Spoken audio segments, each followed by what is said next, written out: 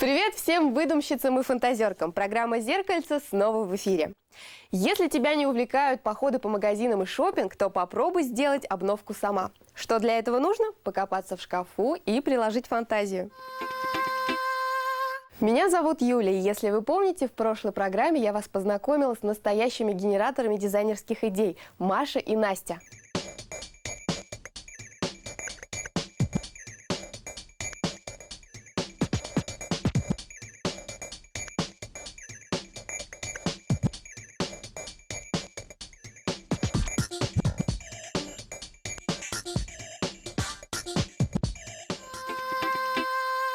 Привет, девочки! Привет! Все, у кого есть ворох старых футболок, доставайте! У меня есть парочка.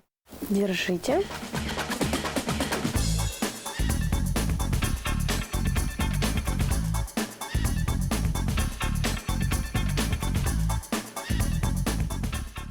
Сейчас в моду возвращаются шарфы-хомуты. Наши трикотажные маечки могут легко превратиться в этот аксессуар. Такие шарфы еще называют шарф-снуд или шарф-труба. Ну что, приступаем? Берем ножницы и смело режем.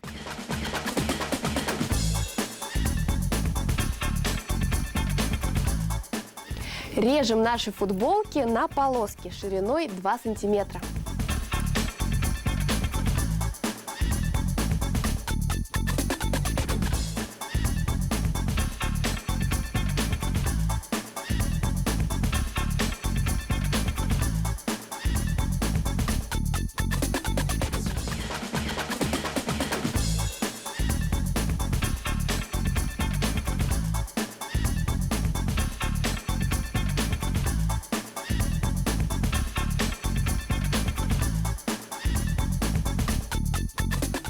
Конечно, хомуты с трикотажем мы делаем не столько ради тепла, сколько ради дополнения к своему стильному образу.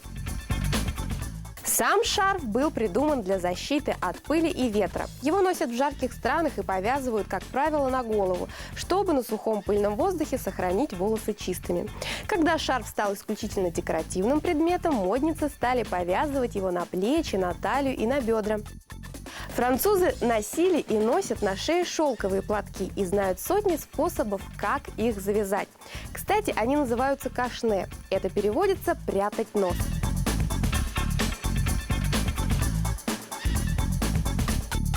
Но мы, девчонки, конечно же, ничего прятать не будем.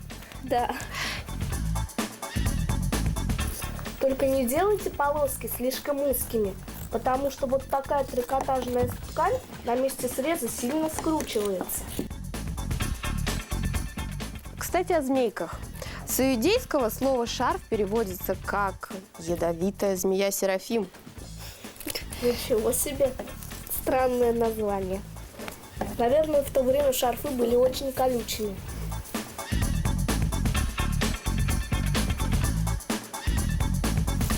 Ведь в то время шарфы вязали из шерсти.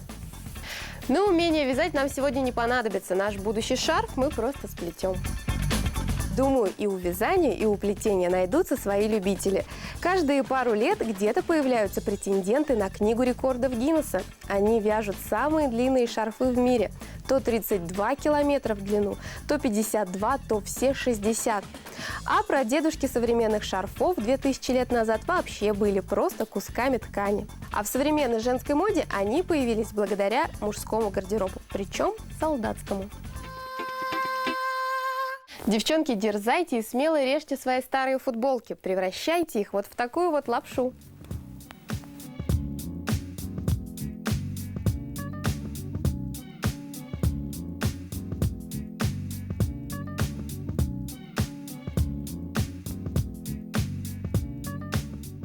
Растягиваем и придаем им форму.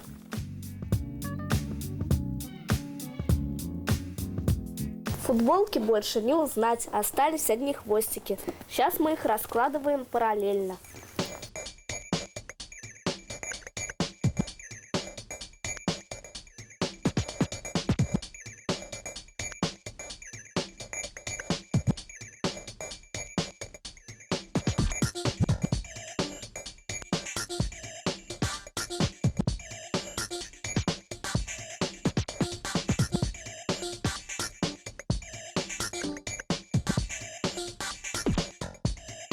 Вот мы сложили наши полоски в один такой хомутик. И при помощи ловкости рук делаем узелок. Раз, два. Находим серединку.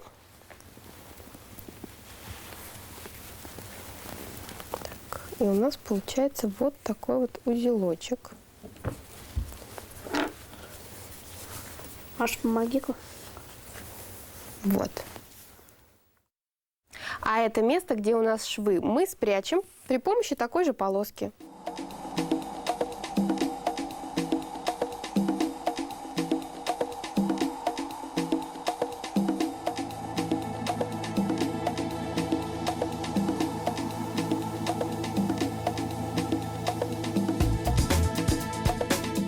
Мой шарф готов. Осталось помочь Маше.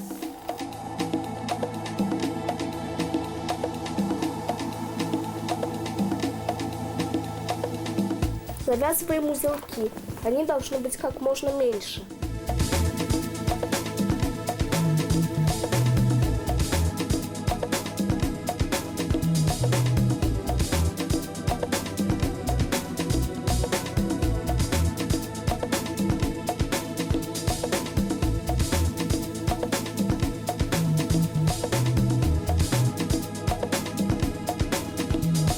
Узелки наши готовы. Мы их собрали в одном месте. Теперь мы их спрячем. Маша, помогай. Завязываем ленточку и плотно-плотно прячем наши узелочки.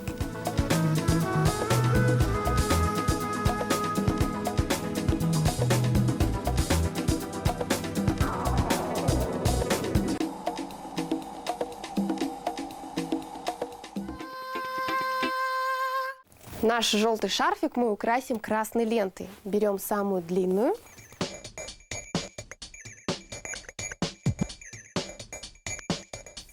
И переплетаем.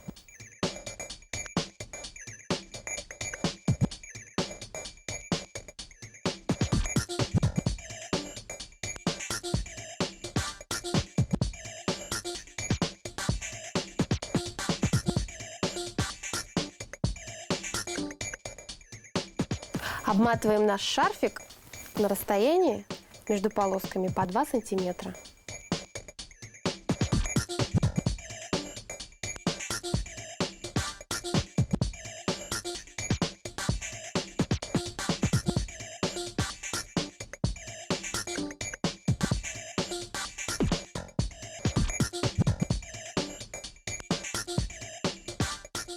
Последний узелок.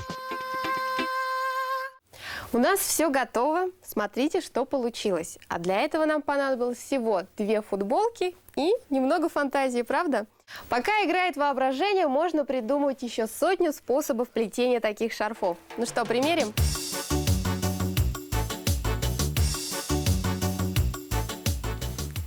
Вау, мне очень нравится. Здорово.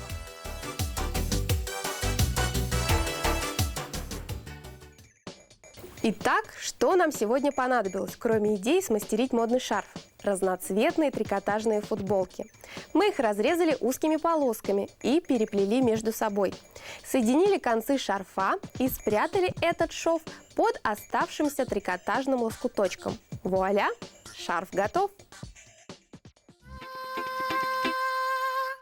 Лови свои задумки, пока играет воображение. До новых встреч. Пока. Увидимся в зеркальце.